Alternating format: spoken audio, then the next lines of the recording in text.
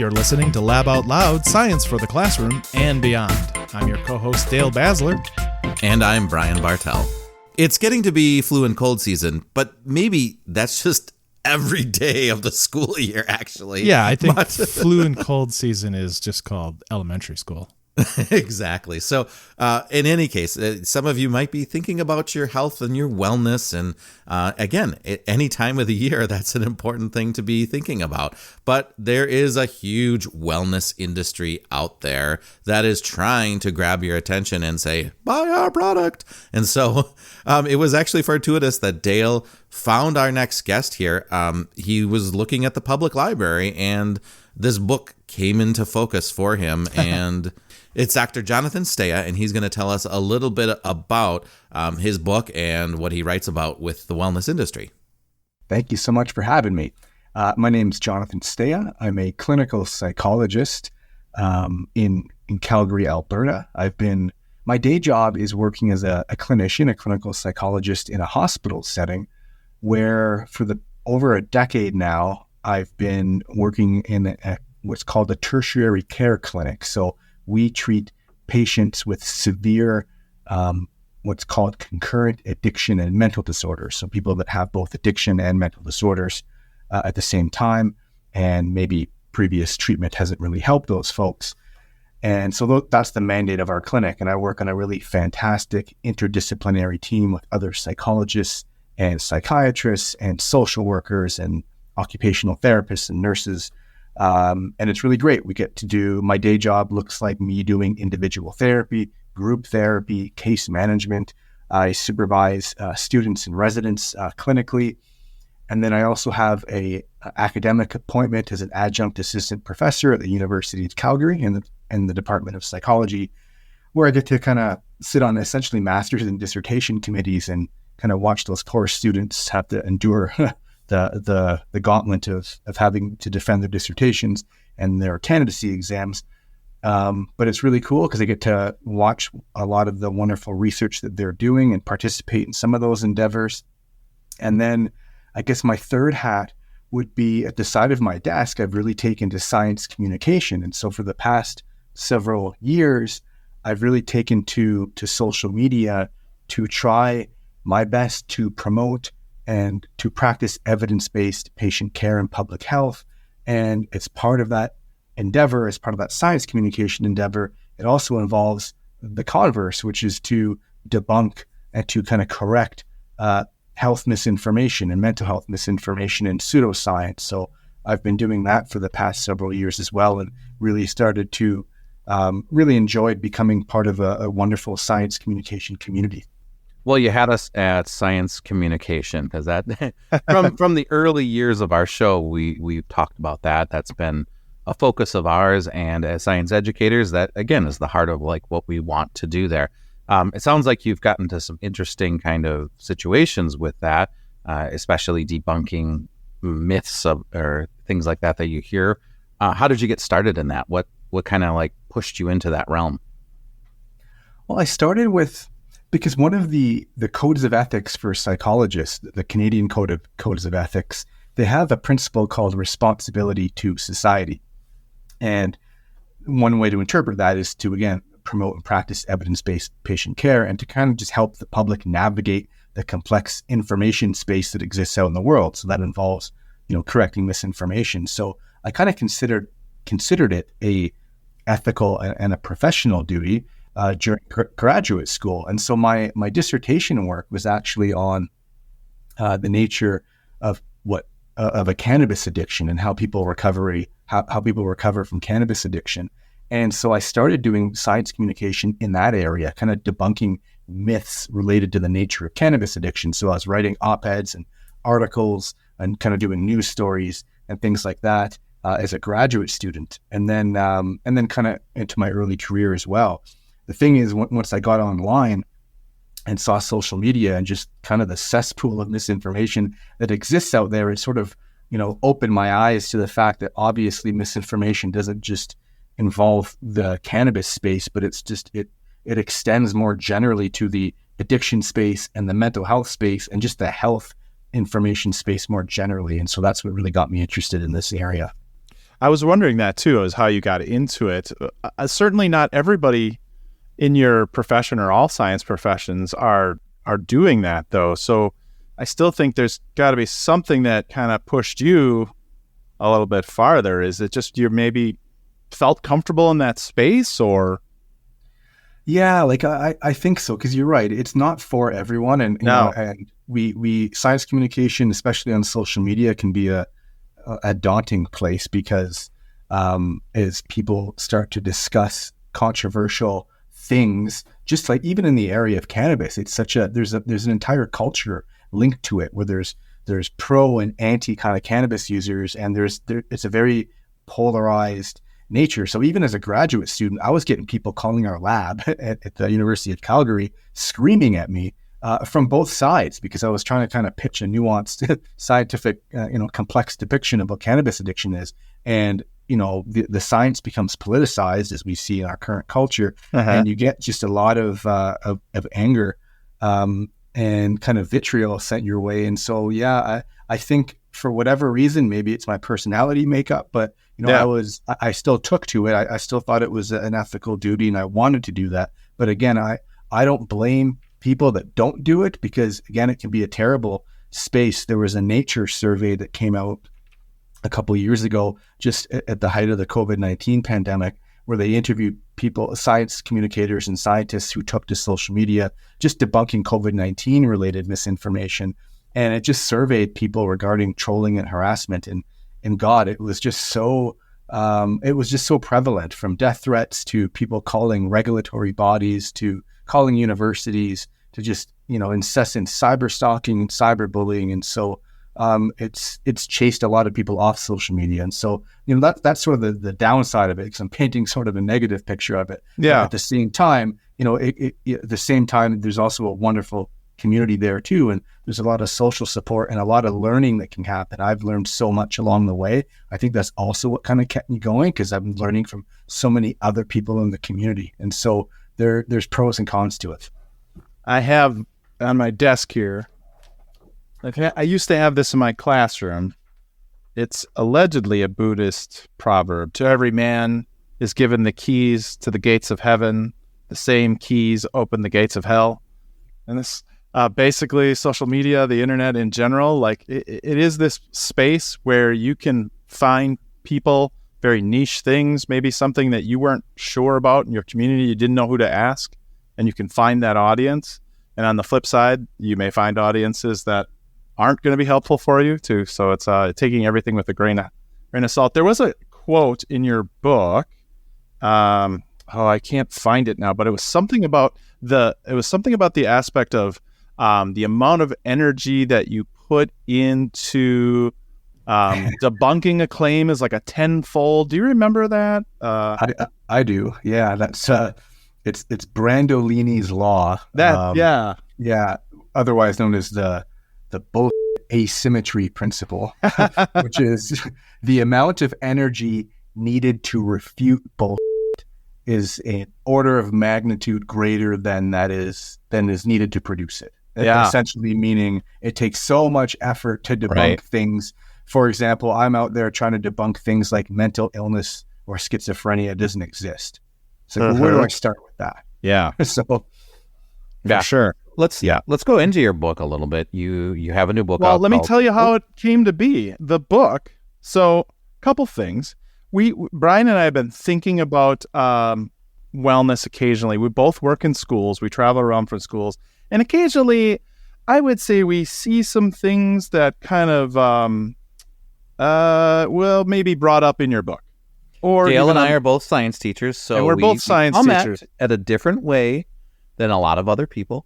But, we're a little skeptical sometimes. Our school district is talking about doing a wellness event and things like that, and we were thinking about, like, you know, Brian proposed the idea. He's like, you know, I wish we could come up with a way to, like, you know a bullshit sniffer. Yes, what is good wellness and what isn't, and that's tricky. But then lo and behold, it's on the committee. yeah. But lo and behold, then just like a couple days later, I was at the library. I always swing by the new book section, and here it is a book that said "Mind the Science," and I was like, well, hello. And then I turn it over and it's, Mind the Science, Saving Your Mental Health from the Wellness Industry. And I'm like, oh my goodness. So I was like, I'm going to grab this. And I was like, maybe this is something. And I start reading it and I'm just falling. I'm only in the second or third chapter, but like part of it was like a love letter to the science, to the scientific method. I just fell in love with it. And so I'm texting Brian. I'm like, get this guy on the show, because there's so many things in there that I made direct connections to right away. So that's how this all came to be, by the way. Once again, thank the library for introducing me to something that I didn't even know existed. Well, I'm smiling from ear to ear right now, so that makes me happy. Well, Thank good. you for Okay, so doing that. I can see the cover of the book. Like I said, I don't have it in my possession yet. I will have it. I have it reserved. So as soon as Dale's done with it, I'm assuming maybe I'm second. I'm a bit of a slow reader here. Yeah, that's all right. That's all right. I have other things to read right now too, but I noticed two things. Like, first of all, Mind the Science. I noticed three things. There's a Canadian version and an international U.S. version. And then Yes. I also note that you talk about the wellness industry. I think it would be helpful to define what the wellness industry is. And then we're going to talk about the oil diffuser. But whatever you'd like to tackle first there. Sure. Yeah. So Mind the Science. So I guess the title, that's what you kind of noticed too, and the Yep. different publishers. Oh, absolutely. Mind the Science is just sort of a play on words. So it's sort of mind the science as in pay attention to the science when we're, trying to evaluate when we're trying to evaluate health claims and trying to make decisions regarding our health. And then mind is obviously a play on mental health. So Yeah. in particular, the book is about minding the science related to mental health. The two publishers is, it was my first kind of commercial book. So it was a learning curve for me to learn about this. But apparently when you sell rights, it's based on jurisdiction or country. So the Canadian version owns the Canadian rights. So there are essentially two publishers. The Canadian version Okay. is Penguin Random House Canada, and then the American US version is Oxford University Press. So you're not like giving better science to the Canadians. You're not withholding from us.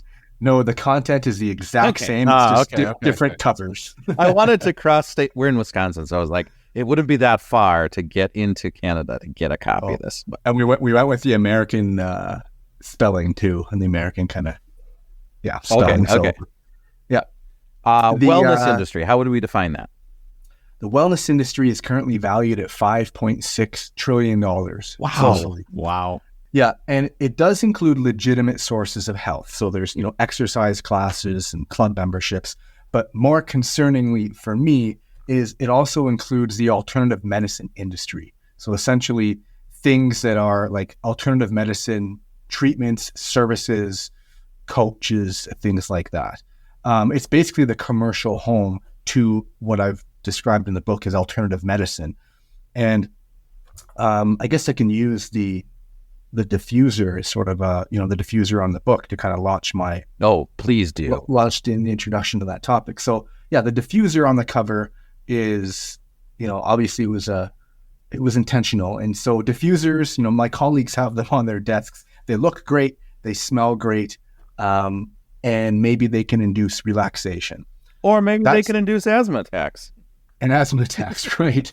Because that's as far as the science goes. And I think that the diffuser is a really great metaphor for alternative medicine more generally, because what you'll see online on alternative medicine clinics or your favorite Instagram wellness influencers is they'll pitch alternative medicine treatments. So like aromatherapy, which is the diffusers, selling essential oils or whatever it might be, energy healing, homeopathy, other kinds of alternative medicine treatments, they'll pitch them for things that go way beyond science. So at the end of the day, essential oils and aromatherapy, again, they can smell great. They can be very irritating for people, but they're purported to treat any health conditions. They're purported to treat anxiety, depression, chronic pain, etc. You name it, you can find a grifter selling it for that. But the science doesn't support that. There's no quality evidence saying that aromatherapy can effectively treat any health condition beyond the placebo effect and beyond kind of relaxation. And that's kind of what it comes down to. And so, Which is maybe another piece of your title there, minding the science, because a lot of these things I see are capitalizing on the placebo effect. I feel like it's doing something for my wellness. Therefore, I'm feeling better. Absolutely. And there's nothing inherently wrong on capitalizing on the placebo effect, because that happens in mainstream medicine as well. Sure. And one of the arguments that I try to make in the book, though, is that it's not that alternative medicine in the wellness industry is innocuous or trivial and that, it's harmless. I make the case that there is a lot of harm associated with it, directly and indirectly, and kind of at a culture level. And I make the argument that alternative medicine per se is not just a set of unsupported treatments or pseudoscientific treatments. So it's not just homeopathy or naturopathy or energy healing, but it's really an entire narrative and an ideology that really sows distrust in mainstream medicine, and it kind of pushes people away from seeking evidence-based care, and it needs that kind of polarizing, divisive narrative to sell their own products and services that lack evidence and that are actually pseudoscientific. It makes me think, I read something recently about how our horoscopes are going to be affected by this extra moon that we're going to have for a few weeks. And I'm thinking, oh my gosh. Well, we work in schools and it's very common to hear, Friday the 13th, that's why the kids are all upset. Or we have, it's a full moon. That's the one that we hear a lot. It's a full moon. And so my, it's kind of like a little fun joke right now. If anyone's listening, I'm sorry, I'm playing with your minds, but I'm like, oh yeah. And the next month we're going to have a second moon. So that's really going to mess with us right now. And, I tell people when someone says something like maybe they'll have a behavior issue or something like that, I'll say, well, it was a full moon last night. And they're like, so that's what it was. And I was like, nah, just kidding.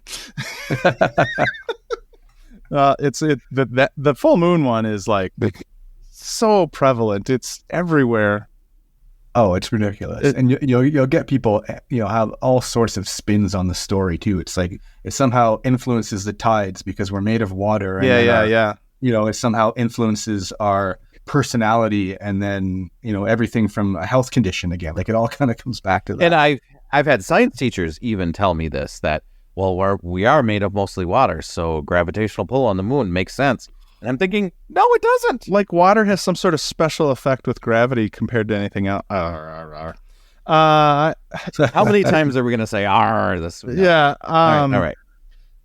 I was going to say, is it true though that there is, maybe either of you know this, that there is some history with, I guess the origin of the word lunacy and things like that because of the full moon and like being brighter outside and people had difficulty sleeping. Is that apocryphal origins? Does anybody know?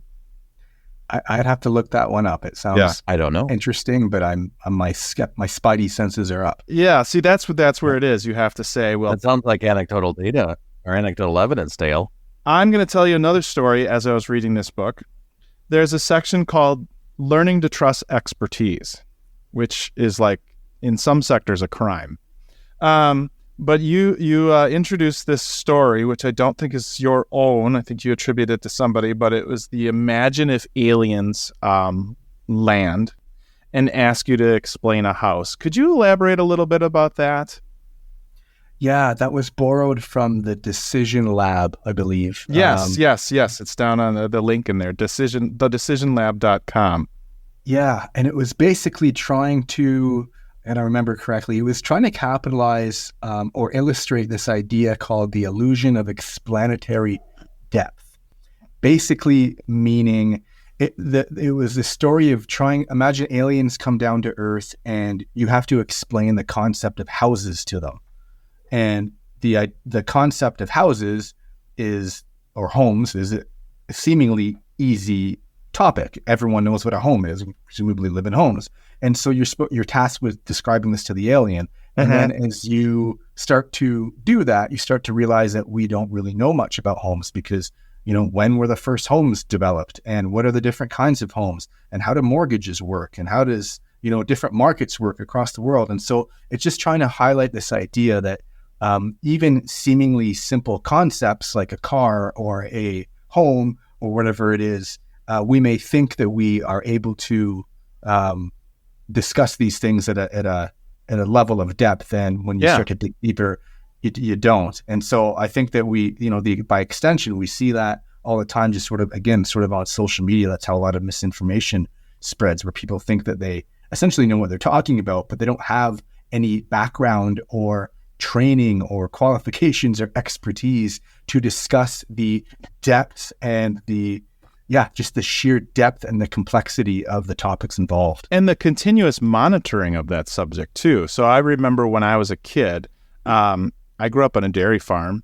My mom and dad, my dad was a dairy farmer, and he'd talk about it like his brothers and sisters who grew up on a farm, when they were children, coming back and thinking they know everything about it.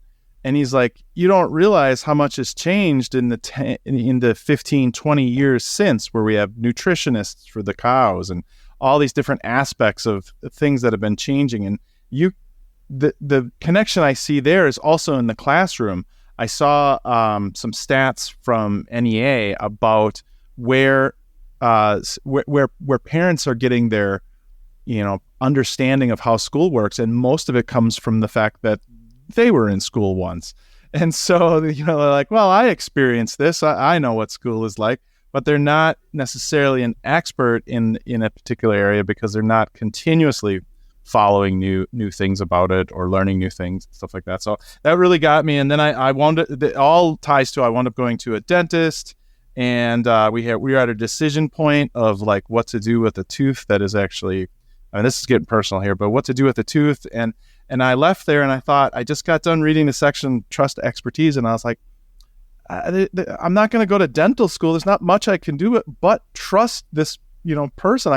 I could go and seek out some other, opinions and get another trust, but I might as well stick with the people that, really invested their lives learning about this. And I just felt like that needs to be trumpeted louder. I agree. And then that's sort of why I wrote it. And it does get into some murky territory, nowadays, especially since there is so much mistrust out there, and that's what fuels a lot of misinformation. And so I really tried to, present the idea that to truly embody kind of the scientific spirit, we need to embrace that intellectual humility that's associated with that scientific spirit, and knowing exactly what does it take to go to dental school and become a dentist or immunologist or a mental health professional. Like this, it takes a long time to develop that kind of expertise. And so I think the way to navigate the space is finding a balance, because obviously we want to be very skeptical of scientific claims, and we want to learn about the scientific method and content and use critical thinking skills and evaluate it. That's on the one hand.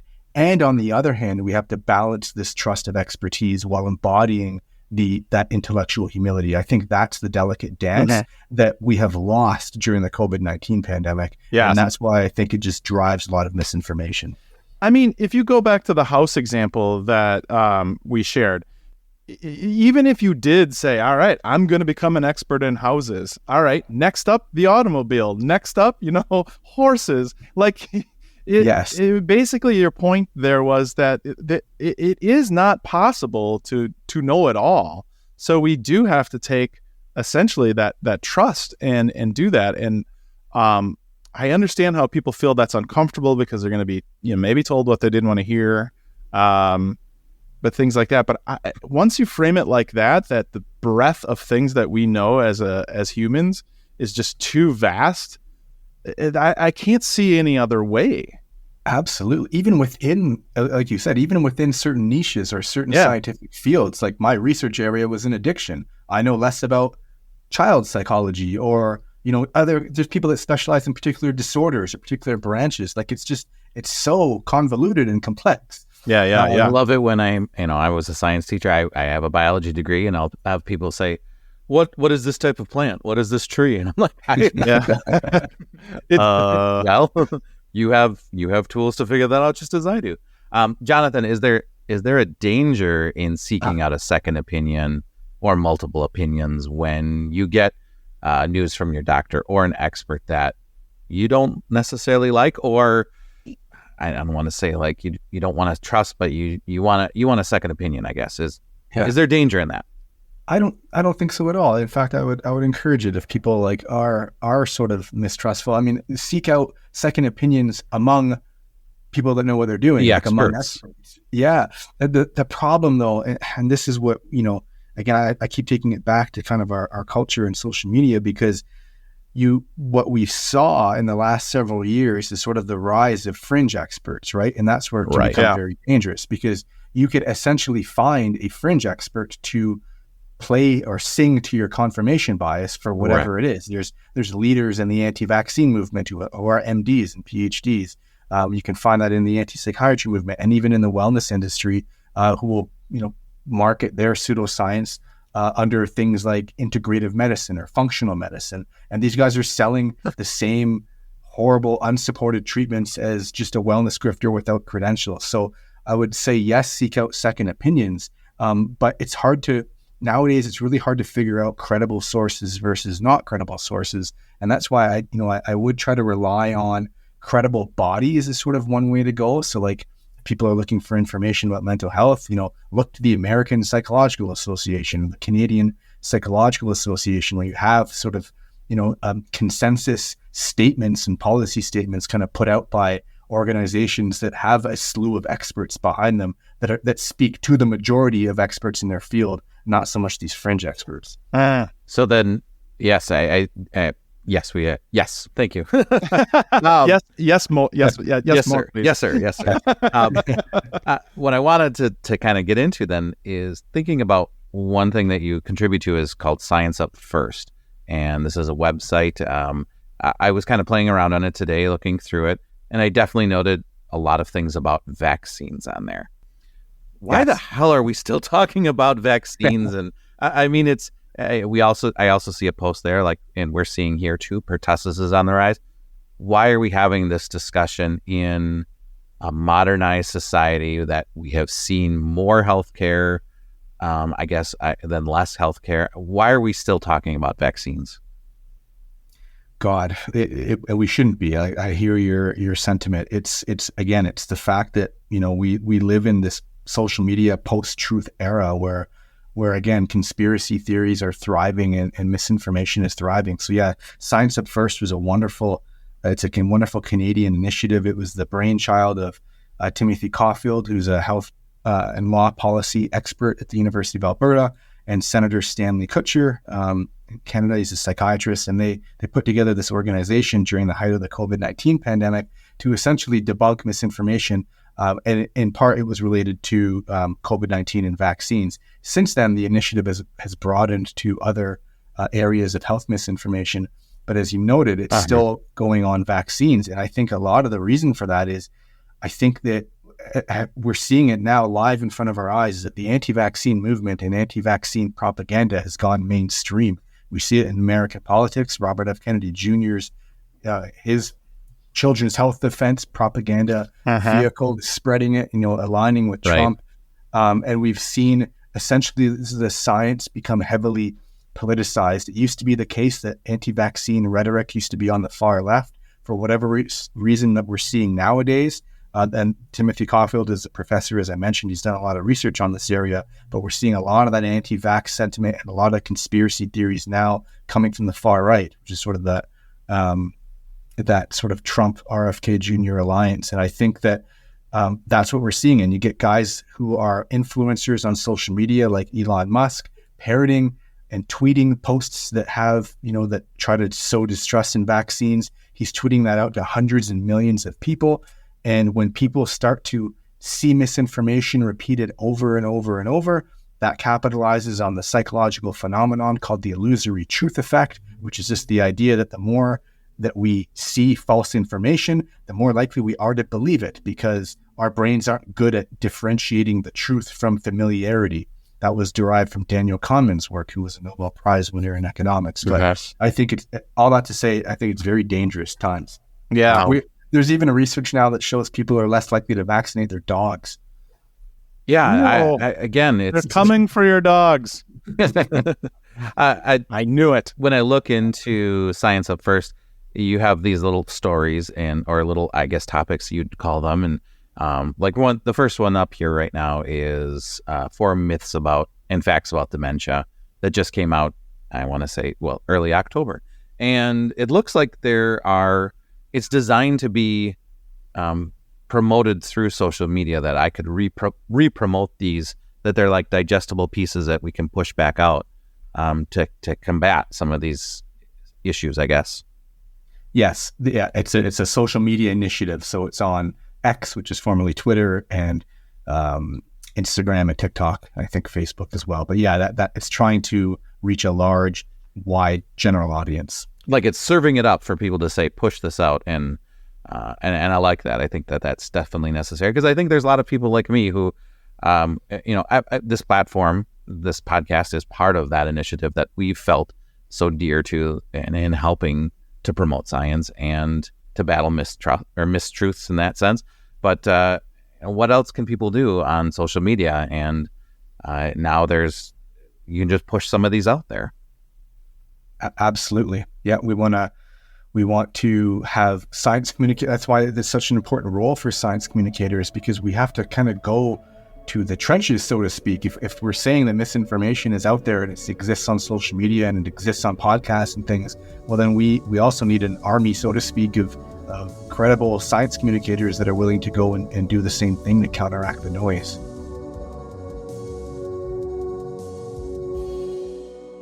We'll be right back.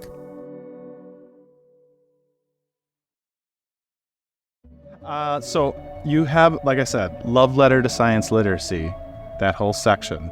But then you also, so you go kind of outline science literacy. And as a science teacher, it was very familiar, but it was like visiting a city you've been to with brand new eyes. It was just a very happy time reading that section. But then you also did mental health literacy, which is new to me.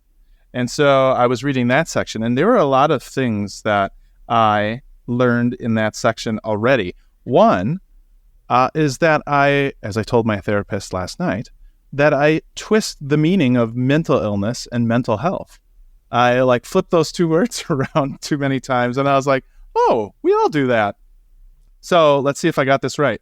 Mental health is like your health all the time. Your mental health is, you're taking care of your mental health, just like physical health. Yes. And then mental illness is, it's an illness. It's something to address, right? Yes. What helps me understand it is, I like to think of mental health. When we have mental health, we have coping skills, so we're able to roll with life's punches, so to speak. We're living with meaning, with quality of life, with purpose, with productivity, with relationships, leisure. We do things to kind of cultivate that mental health. And that's a wonderful thing. And so we need to be able to do that. Mental illness or mental disorders is something else. It's essentially psychopathology.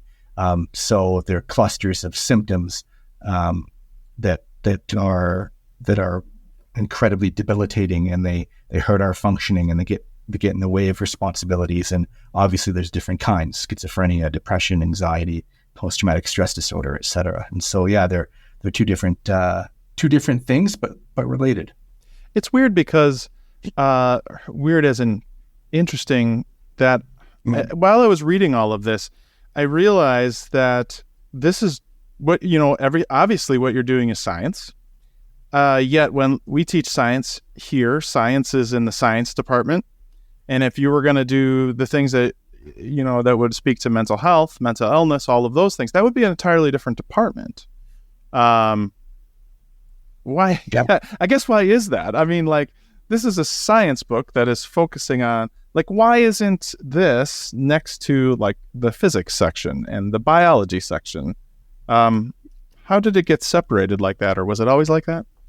Well, it's a good question. It's the social sciences, right? So it's sort of it's the sociology, psychology, even psychiatry, I guess, although it's part of the medical model. I mean, these are disciplines that sort of interweave the humanities and science. But when it comes to health conditions like clinical psychology and psychiatry, I mean, these are rightfully scientific disciplines. That said, they're just like any other area of health or area of medicine. These areas can be plagued with bad science and even pseudoscientific features. So it's incumbent upon scientists and researchers to strengthen their scientific chops, so to speak, and to kind of get their act together so that we can have better replicability in research, etc. But as to why they're kind of separate, I mean, that's sort of it's the old distinction between the hard sciences and the soft sciences. Yeah. I think that I think in part, one of the goals for the book was to essentially say that, clinical psychology and our mental health is best viewed through a scientific lens. And that's the way in which we can better treat and understand our humanity and kind of our mental health conditions. And so that's what I'm sort of rallying against. And I'm by no means the first to say this at all. I quote tons of legends in the academic legends in the area of clinical psychological science who've been trying to strengthen science in psychology for a very long time. And in terms of departments, I think it just varies across jurisdictions and universities and places like where I am at the University of Calgary. I'm an adjunct assistant professor of the Department of Psychology. It's in the Faculty of Arts. But I have a Master's of Science degree in clinical psychology, so it can get really confusing. Yeah. I think we should actually do some wellness industry, some watch fors here. So one of the things you wrote in the book is the word detox or toxins. Like that should be like an alarm bell goes off. Tell us about that. And are there others like, absolutely not. Like get the hook and pull those right out of the... I mean, like you think about some of these things that can be introduced in a classroom setting too. Totally. Yeah. Detox and toxins. If you're hearing an Instagram influencer or a wellness influencer talk about those things and selling products, run away, because it's no legitimate healthcare professional is talking about that. They're legitimate terms that get hijacked. So detox, I mean, I work in addictions. We have, people can detox from opioid addiction and kind of alcohol use, but that's not what these people are talking about in the wellness industry. They're basically saying that there's hundreds of thousands of dangerous chemicals in the air and in the environment that we breathe, and that we need to buy their supplement or do their diet detox plan to sweat them out or to just kind of get them out, and that's somehow that's the magical elixir, and it's going to give them better health. And just 6 of these packets in regular water, and okay, so that's what horrible. I know another one that's been around for a long time is like your energy, and not your like, do you have energy to, are you feeling sluggish kind of energy. That we're talking about like the energy that is swirling around you, I guess. How about that? What's that field? That's a dangerous one. Yeah. So there's an entire branch of alternative medicine called energy healing or energy medicine. So things like Reiki or cranial sacral therapy. And basically it posits the idea that we all have imaginary, they don't think it's imaginary, but we have these human energy fields around us, and that a practitioner can come and manipulate those energy fields with their hands without even touching you to unblock the energy blockages that you have, which is the root cause of your depression or your cancer or whatever it might be. So that's another red flag. Related to that, another huge one for the classroom, I would say, is quantum. That one drives me bonkers. Because I giggled because I was a high school physics teacher. So some of these words, like you just got to throw quantum in there, and then you keep going. That's what they say. They'll say that quantum explains why their treatment works, and I just find it ludicrous because, as you know, the legendary physicist Richard Feynman says, if you think you understand quantum mechanics, then you don't. And the reason for that is because quantum physics is so counterintuitive and complex and obscure, but it's that obscurity that lends itself perfectly in the hands of charlatans or grifters so that they can market their pseudoscientific treatments, couching it in the language of that sciencey sounding grift. And I think that's just another. In your book, you list off 3 related parts. Let's see, scientific literacy, and it's basically broken down into 3 sections that you get from the National Academies of Sciences, Engineering, and Medicine. And the first one is possess knowledge about scientific content, such as knowing basic scientific facts, concepts, and vocabulary. So right there, if you just got science teachers listening out there, you're doing a service to the world. If you just teach kids what quantum means, as soon as they read that promo for that quantum remedy, it'll sound like gibberish. Yes, and that's the message. It's like obviously, we're not trying to tell people to learn and understand quantum physics. I just want them to know enough that quantum physics is such a complex area that no alternative medicine practitioner knows how it works, and that's the reason that that they can sell you a treatment based on quantum physics. Yeah. Yeah, this hits a little personal to me. I have a relative who has kind of been away from the family because she's convinced that she has toxins from Lyme's disease and mercury poisoning, and she has to use all these new age therapies to rid herself of these toxins, and she refuses to look into modern medicine, and quite honestly is probably a lot more of depression than anything, but is also asking the internet for help and support and going to churches for money so that she can get this treatment that she needs. And that's kind of why I said, I asked a little bit about going to getting another opinion, because she's seeking out opinions that she wants to hear. And social media is reinforcing some of these, I think about algorithm. This a lot. Yeah, it's an algorithm that kind of like, she's finding the people that say, you're not alone. We're experiencing this. And it's an echo chamber for her to basically think that she's not she's not alone in this, that other people are experiencing these things. But she'll throw in all these pseudoscientific terms that I understand as gibberish, but they sound plausible to people, and in a sense she's taking advantage of other people as well. I'm sure a lot of people have these experiences. I think you mentioned even that your mom had been confronted with alternative healing to combat pain. How do we combat that? How do we get people the help that they need without labeling them something that we don't want to label them? Yeah, it's such a hard question, and yeah, that that online space, it can foster a sense of community, and that also kind of drives more misinformation too, because when you're hearing your peers or your friends kind of repeating that, or people that you meet online, then again, you're more likely to believe it. So it's quite dangerous. But yeah, kind of, back to the idea that, yeah, I did write about my mom's experience in it as well. And I tried to use that as an example that, we can't blame anyone for seeking alternative medicine and turning to these treatments, because we're all human at the end of the day. We all will either experience health problems or conditions, or we're touched by it in some way. And, it's absurd to blame people for that. And in large part, that's because obviously science is still evolving and our healthcare systems are imperfect. We don't fully understand the nature of mental disorders and how to best treat it. And so even some of our best evidence-based treatments for health and mental health fall short, and they might not help a lot of people.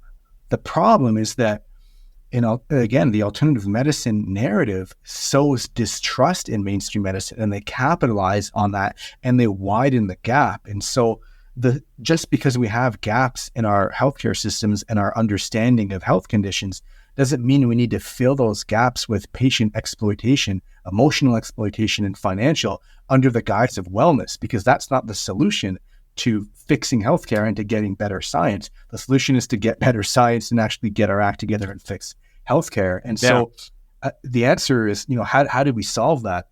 In the book, I didn't want to feign expertise coming from I'm a clinical psychologist, so I don't have the answers at kind of the social or the systemic level. What I really try to do in the book is to arm people at the individual level, just to try to help them learn the language of pseudoscientific grift or wellness or alternative medicine, so that they can be better protected against those kinds of claims that show up in a Facebook forum or online, so that they can just be much more skeptical about it to better inform their own health decisions. Sure. Mm-hmm.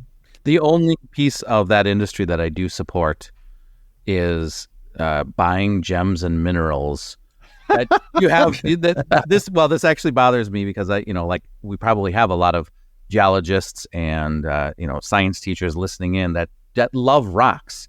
And you go into any rock shop now and they have here's labradorite and it does this, and this for you. And I'm like, well, but then again, part of me is like, well, if they buy the rock, then at least, maybe maybe again, here's the placebo effect, but at the end of the day, they're still buying something cool. Maybe that's the only saving grace. I say, as an earth science teacher, I say, if you're looking for a compelling story to connect to the mineral or the rock that you have, there's one there already. It is amazing how it formed, the amount of time, all of those things, its properties. If you want wonder, it's already there in nature. You just have to open the door to it. You don't need to make anything up. I like that, Dale. All right. Oh, I mean, it's so perfect. We were talking about the impact just before we go here.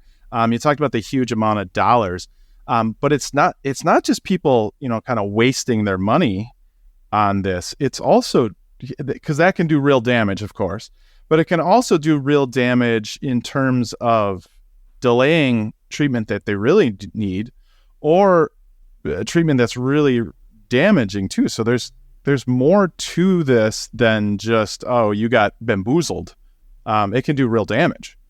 Exactly. The way I try to, what helps me understand it is I kind of categorize pseudoscience or kind of wellness grift as harmful in at least 3 ways. So one is direct harm. So the actual treatments can directly harm someone. In rare cases, they can cause death, and I have examples in the book. You got a story in there, and I'm not going to talk about it, but I went on Wikipedia and dug deep on it too. I was like, oh my gosh. But yes, keep going. The Candace Newmaker story. Correct. Is one, I know. But then there's an entire literature on harmful psychotherapies and kind of harmful treatments more generally, so that these are treatments that people can use that actually hurt someone's mental health or health. So number one is pseudoscience can harm people directly. Secondly, it can harm people indirectly, as you're saying, because it can take away much earned. It can take away time and money from people, and that's exploitation. And while their wallets are dwindling, they could be seeking evidence-based care, and they're not. So it's taking away those resources. And then at the third level, I would just say that I think that a tolerating pseudoscience in our culture is harmful to society at large, which we kind of already talked about, because when it goes mainstream and into politics, you get an undermining of public health more generally.